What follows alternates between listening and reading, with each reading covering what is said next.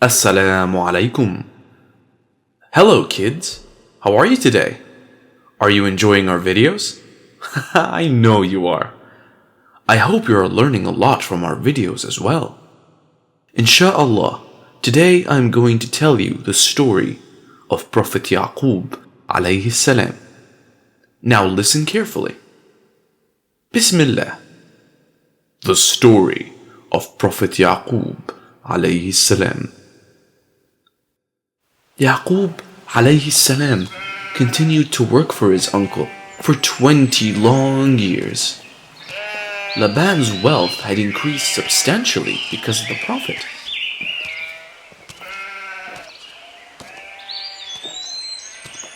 But he was now missing his family very much, and he wanted to go back to them.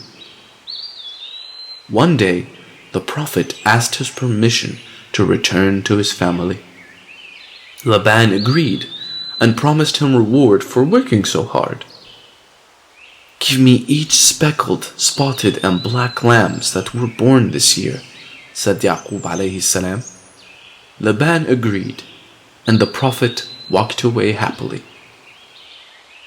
But Laban had grown greedy by now.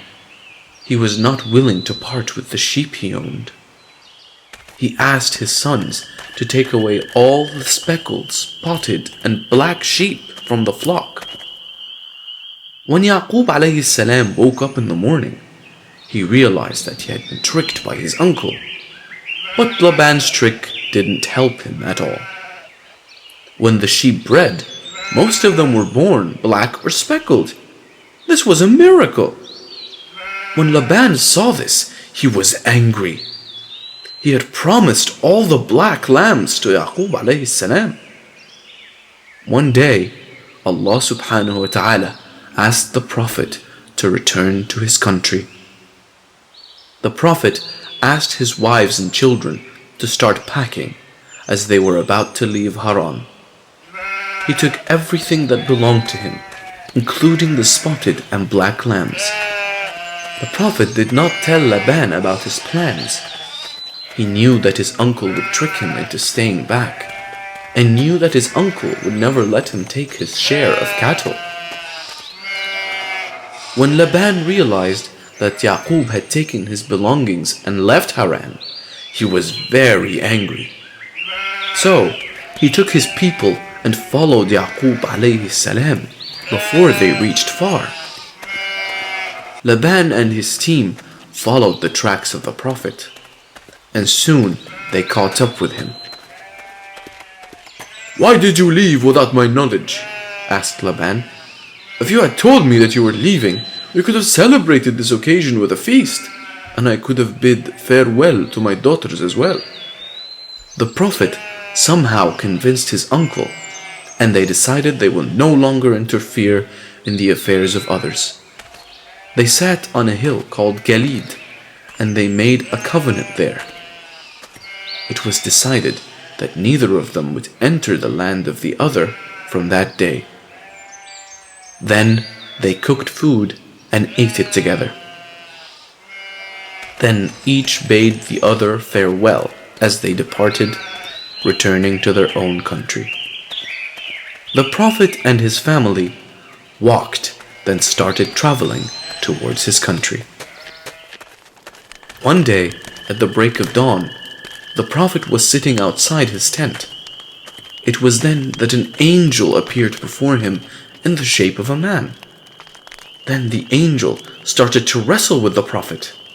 They fought neck and neck until the angel injured the Prophet's thigh, and the Prophet became lame. The sun had started rising up by now, and the angel asked him, "What is your name?" "Yaqub," replied the Prophet. "From this day you shall be called Israel," said the angel, and vanished into thin air.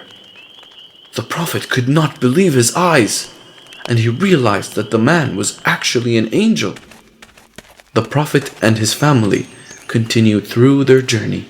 When they reached the land known as Seir, he sent a messenger to Esau asking forgiveness. But the messenger returned with bad news. He informed the Prophet that Esau was riding toward him with some 400 men. The Prophet realized that his brother had still not forgiven him. He was afraid. So he prayed to Allah subhanahu wa ta'ala, seeking his help.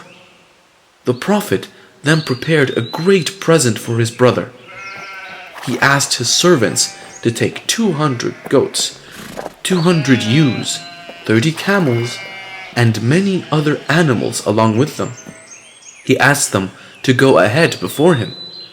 "When you meet my brother," he said, "he will ask you who you are, and you should say they belong to your servant Yaqub, and the animals are the present for his master Esau." The Prophet waited for 2 more days and then rode toward his country. Esau met Yaqub's slaves, and he was very impressed when they delivered the message. He was happy that his brother was giving him so much cattle. And then Esau saw his brother approaching. Yaqub alayhi salam prostrated to him as a sign of salutation.